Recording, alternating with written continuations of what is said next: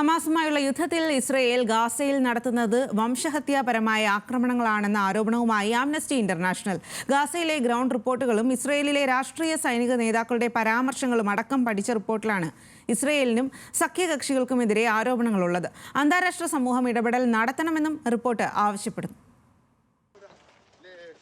October 7-ന് ഇസ്രായേലിലേക്ക് Hamas ആക്രമണം നടത്തിയതോടെ ആരംഭിച്ച യുദ്ധം ഒരു വർഷം പിന്നിട്ടിട്ടും തുടരുകയാണ്.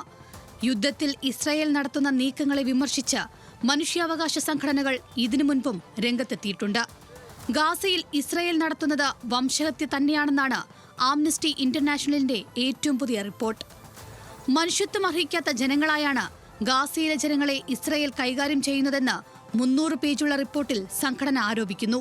ഹമാസിന്റെ സാന്നിധ്യമോ സൈനിക താവളമോ ഇല്ലാത്ത പ്രദേശങ്ങളിലേക്കും ഇസ്രായേൽ ആക്രമണം നടത്തിയെന്ന് റിപ്പോർട്ട് ചൂണ്ടിക്കാണിക്കുന്നു.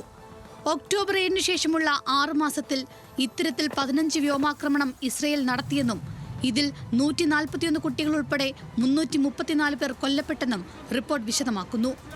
ഇതിനു പുറമെ ഗാസയിൽ പടർന്നു പിടിക്കുന്ന രോഗങ്ങളും പട്ടിണിയും പോഷകാഹാരക്കുറവുമെല്ലാം മരണത്തിന് കാരണമാകുന്നുണ്ട്.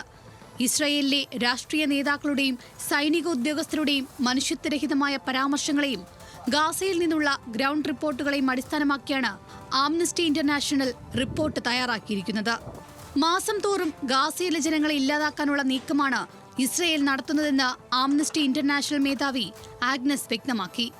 അതേസമയം വംശഹത്യ ആരോപണത്തെ നിഷേധിക്കുന്ന ഇസ്രായേൽ ഹമാസ് പലസ്തീൻ ജനതയെ മനുഷ്യ കവചമായി ഉപയോഗിക്കുന്നുവെന്നാണ് നൽകുന്ന മറുപടി. ഇസ്രായേലിന്റെ സഖ്യകക്ഷികളെയും റിപ്പോർട്ടിൽ സംഘടന വിമർശിക്കുന്നുണ്ട്.